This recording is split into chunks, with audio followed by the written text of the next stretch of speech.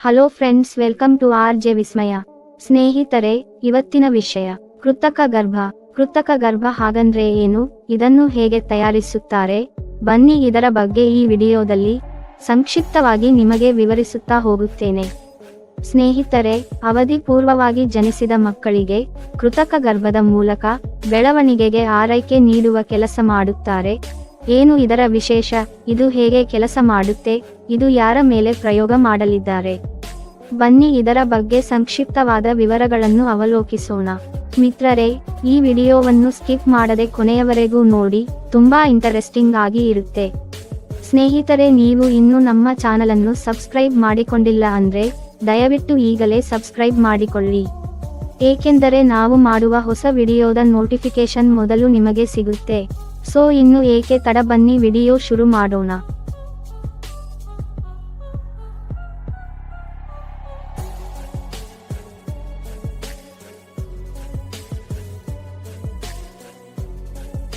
ಸ್ನೇಹಿತರೆ, ಕೃತಕ ಗರ್ಭ ಎಂದರೆ ಇಲ್ಲಿ ಭ್ರೂಣವನ್ನು ಯಾರೂ ತಯಾರು ಮಾಡುವುದಿಲ್ಲ.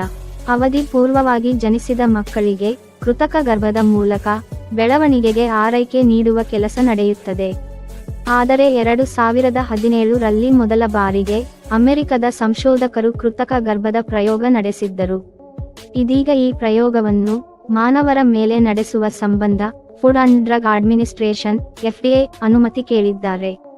ಸ್ನೇಹಿತರೆ, ಅವಧಿಪೂರ್ವ ಜನನವಾಗುವ ಮಕ್ಕಳ ಸಾವು ಮತ್ತು ಅಂಗವೈಕಲ್ಯತೆಯನ್ನು ಕೃತಕ ಗರ್ಭಗಳು ತಡೆಯಲಿದ್ದು, ಗರ್ಭಾಶಯವನ್ನು ಅನುಕರಿಸುವ ವ್ಯವಸ್ಥೆಯ ಈ ಪ್ರಯೋಗವನ್ನು ನಿಯಂತ್ರಕರು ಪರಿಗಣಿಸುವ ನಿರೀಕ್ಷೆ ಇದೆ.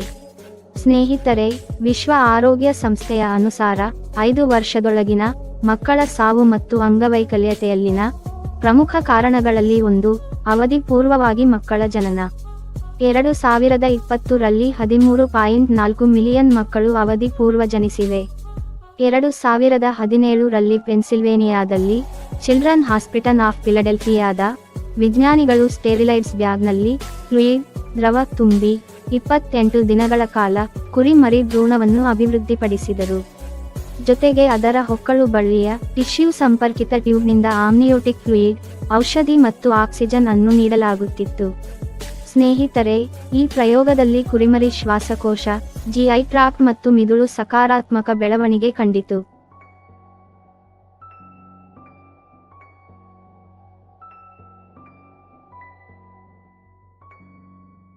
ಸ್ನೇಹಿತರೆ, ಇದೀಗ CHOP ತಂಡ ಮನುಷ್ಯರ ಮೇಲೆ ಪ್ರಯೋಗ ನಡೆಸಲು ಅನುಮತಿ ಕೋರಿದೆ. ಇದಕ್ಕಾಗಿ extra uterine environment for new born development ಅಥವಾ ಎಕ್ಸೆಟೆಂಡ್ ಎಂಬ ಸಾಧನವನ್ನು ಕೂಡ ಪರೀಕ್ಷೆಗೆ ಒಳಪಡಿಸಿದ್ದಾರೆ. ಏನಿದು ಕೃತಕ ಗರ್ಭ? ಈ ತಂತ್ರಜ್ಞಾನವು ಶಿಶು ಭ್ರೂಣದ ಆರಂಭದಿಂದಲೂ ಕೃತಕವಾಗಿ ಜನ್ಮದ ಅಭಿವೃದ್ಧಿಯನ್ನು ಉದ್ದೇಶಿಸಿಲ್ಲ. ಬದಲಾಗಿ ಇದು ನೈಸರ್ಗಿಕ ಭ್ರೂಣದಿಂದ ಅಭಿವೃದ್ಧಿಯಾದ ಮಕ್ಕಳು, ಅದರಲ್ಲೂ ಅವಧಿಪೂರ್ವ ಜನನವಾಗುವ ಮಕ್ಕಳ ಬದುಕಿ ಉಳಿಯುವ ಪ್ರಮಾಣವನ್ನು ಹೆಚ್ಚಿಸುತ್ತದೆ ಎಂದು ವರದಿ ತಿಳಿಸಿದೆ. ಸ್ನೇಹಿತರೆ, ಒಂದು ವೇಳೆ ಇದು ಯಶಸ್ವಿಯಾದರೆ ಅಂತಿಮವಾಗಿ ಅವಧಿಪೂರ್ವವಾಗಿ ಜನಿಸುವ ಮಕ್ಕಳ ಅಪಾಯವನ್ನು ಮುಂಚೆಯೇ ಊಹೆ ಮಾಡಿ ಅವುಗಳನ್ನು ವೆಂಟಿಲೇಟರ್ಗೆ ಹಾಕುವ ಬದಲು ಈ ರೀತಿ ಕೃತಕ ಗರ್ಭದಲ್ಲಿ ಆರೈಕೆ ನಡೆಸಬಹುದು ಎಂದು 2017 ರಲ್ಲಿ CHOP ಸರ್ಜನ್ ಆಗಿರುವ ಅಲನ್ ಫ್ಲೆಕ್ ತಿಳಿಸಿದ್ದಾರೆ. FDAಯ ಸ್ವತಂತ್ರ ಸಲಹೆಗಾರರ ಸಭೆಯು ನಿಯಂತ್ರಕ ಮತ್ತು ನೈತಿಕ ಪರಿಗಣನೆಗಳನ್ನು ಚರ್ಚಿಸುವ ಗುರಿಯನ್ನು ಹೊಂದಿದೆ. ಹಾಗೆಯೇ ತಂತ್ರಜ್ಞಾನಕ್ಕಾಗಿ ಮಾನವ ಪ್ರಯೋಗಗಳು ಹೇಗಿರಬಹುದು ಎಂದು ನೋಡಲಿದೆ. ಇದು ನಿಜವಾಗಿಯೂ ದೊಡ್ಡ ಹೆಜ್ಜೆಯಾಗಿದ್ದು, ಇದಕ್ಕಾಗಿ ಬಹಳ ಕಾದಿದ್ದೇವೆ ಎಂದು ನ್ಯೂಯಾರ್ಕ್ ನಗರದ ಕೊಲಂಬಿಯಾ ಯೂನಿವರ್ಸಿಟಿ ಮೆಡಿಕಲ್ ಸೆಂಟರ್ನ ತಜ್ಞ ಕೆಲ್ಲೆ ವರ್ನರ್ ತಿಳಿಸಿದ್ದಾರೆ.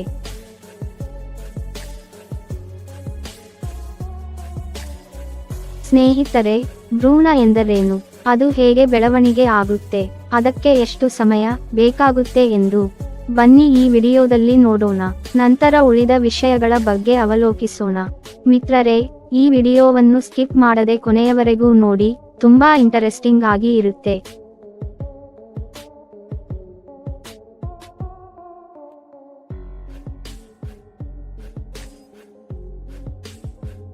From conception to labor, your baby is constantly growing and developing.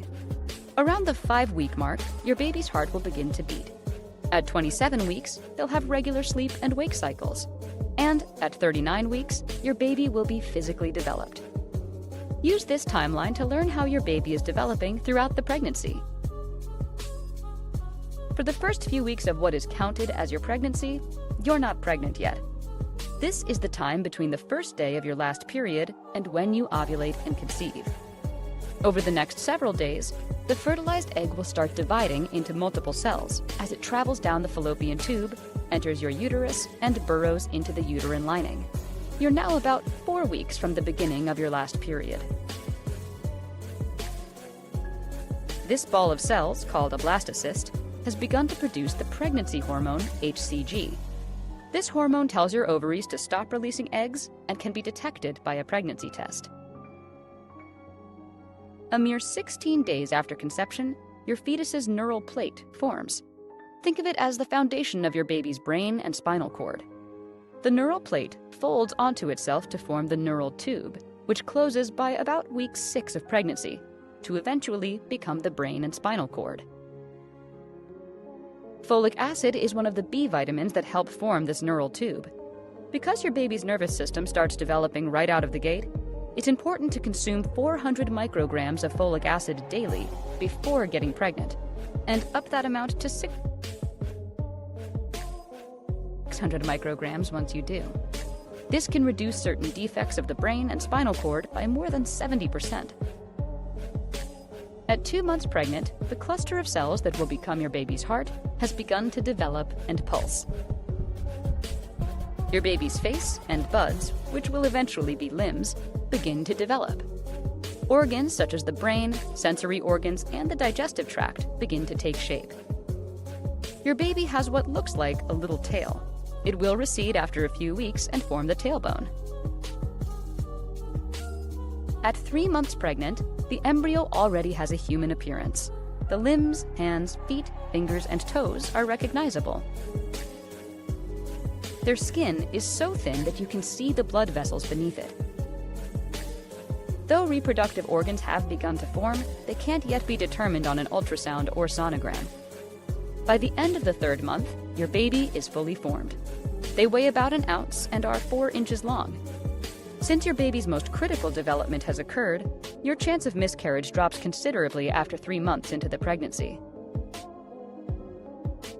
During the 2nd trimester, very fine wisps of hair appear on your baby's body. This is called lanugo and plays a critical role in protecting the fetus from damaging substances found in amniotic fluid. Your baby's senses, smell, vision, touch, taste, and hearing are developing, and they may be able to hear your voice. Your baby's eyelids are still fused shut, but they can sense light. If you shine a flashlight on your tummy, they'll move away from the beam. Their movements have gone from flutters to full-on kicks and jabs against the walls of your womb. Ultrasounds done at 4 months pregnant may reveal your baby's sex. Here you are in your 7th month of pregnancy. You've come a long way. During the 3rd trimester, your fetus continues to grow in size and weight.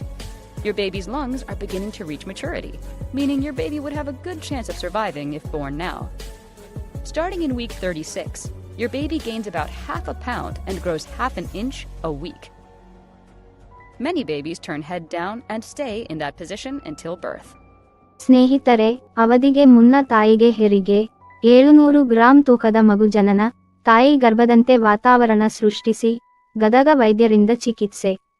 700 gram ತೂಕವಿದ್ದ ಮಗುವಿಗೆ 3 ತಿಂಗಳ ಕಾಲ ವಿಶೇಷ ಚಿಕಿತ್ಸೆ ನೀಡಿ ಗದಗ ಜಿಮ್ಸ್ ವೈದ್ಯರು ಮರುಜನ್ಮ ನೀಡಿದ್ದಾರೆ.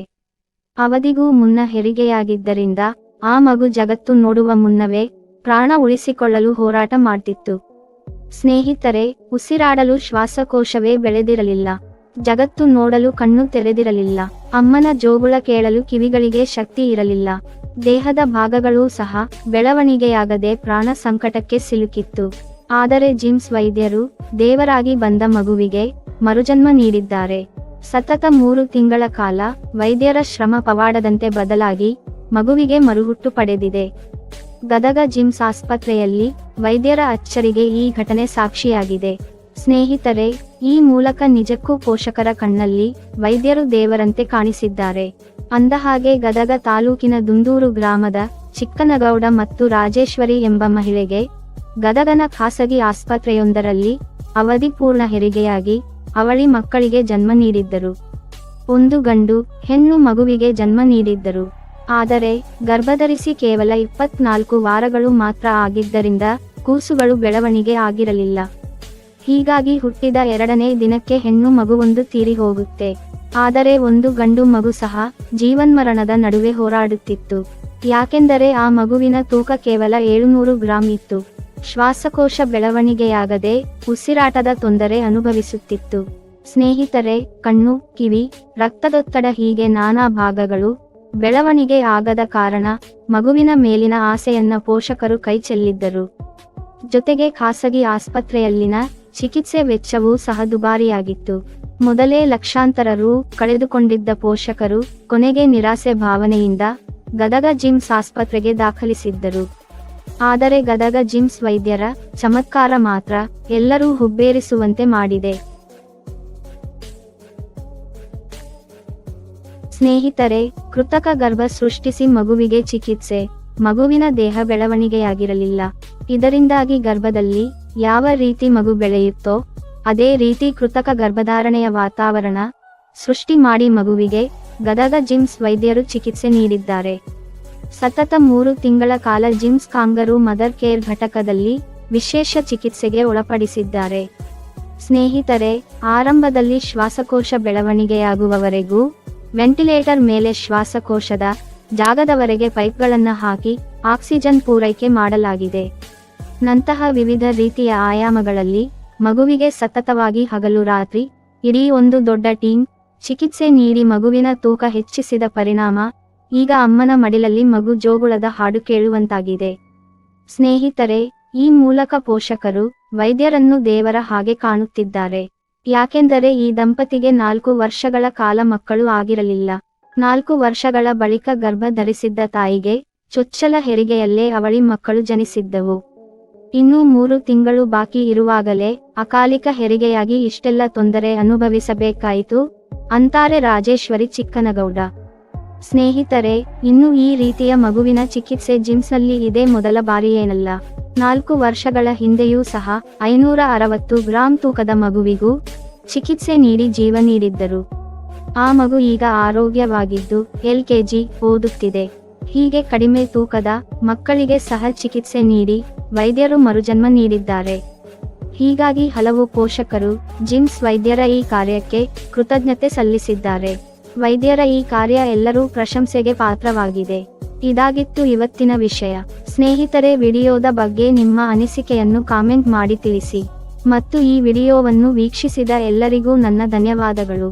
ಹಾಗೆ ನಿಮ್ಮ ನೆಚ್ಚಿನ RJ ವಿಸ್ಮಯ ಚಾನಲ್ ಅನ್ನು ಸಬ್ಸ್ಕ್ರೈಬ್ ಮಾಡುವುದನ್ನು ಮರೆಯಬೇಡಿ. ಈ ವಿಡಿಯೋ ಇಷ್ಟ ಆದರೆ ಒಂದು ಲೈಕ್ ಮಾಡಿ, ಹಾಗೆ ಶೇರ್ ಮಾಡಿ. ಮುಂದಿನ ಹೊಸ ವಿಷಯದೊಂದಿಗೆ ಸಿಗೋಣ. ಎಲ್ಲರಿಗೂ ನನ್ನ ಧನ್ಯವಾದಗಳು. ಜೈ ಹಿಂದ್.